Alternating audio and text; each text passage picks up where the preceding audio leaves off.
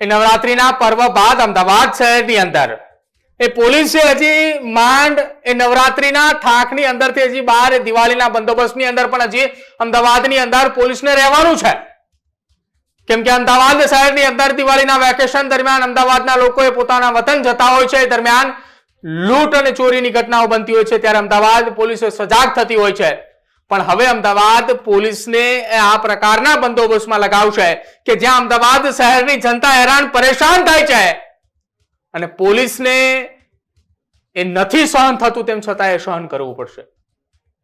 કાંકરિયા મણિનગરનો વિસ્તાર એક તો છેલ્લા કેટલાક મહિનાથી બ્રિજના રિનોવેશનના કામગીરીના કારણે અમદાવાદના મધ્યની અંદર આવેલો સાળંગપુર બ્રિજ એ બંધ છે. એ બ્રિજ બંધ હોવાના કારણે ટ્રાફિકે ડાયવર્ટ કરાયું છે કાલુપુર તરફ અને સાથે જ મણિનગર તરફ. કાંકરિયાના મણિનગરના વિસ્તારની અંદર ટ્રાફિક ડાયવર્ટ કરાયું છે, કાલુપુર તરફ ડાયવર્ટ કરાયું છે.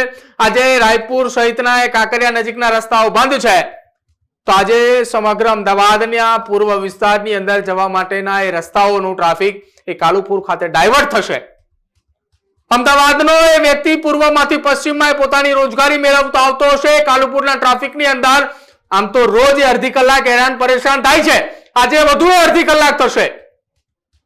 અમદાવાદનો નાગરિક કે જેને અમદાવાદના કોર્પોરેશનના મેયર અને અમદાવાદના નેતાઓને ચૂંટવા માટે જેને વોટ આપ્યો છે એ અમદાવાદનો નાગરિક 1 કલાક ટ્રાફિકમાં હેરાન થશે.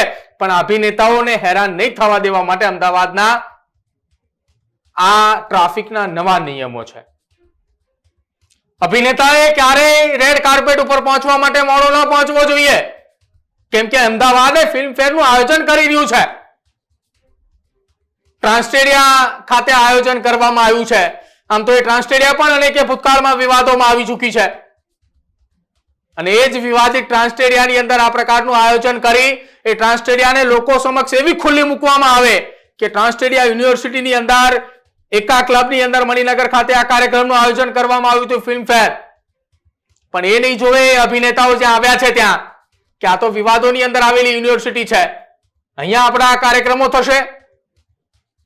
જે જગ્યા ઉપર રોડ રસ્તા એ ખખડધજ હાલતની અંદર હતા, કમર તૂટી જાય એવા રસ્તાઓ હતા, અભિનેતાઓ આવવાના હતા એટલા માટે રોડ બનાવી નાખ્યા. અમદાવાદ શહેરના પૂર્વ અને પશ્ચિમ વિસ્તારની અંદર અનેક એવા રોડ હજી એમનેમ છે.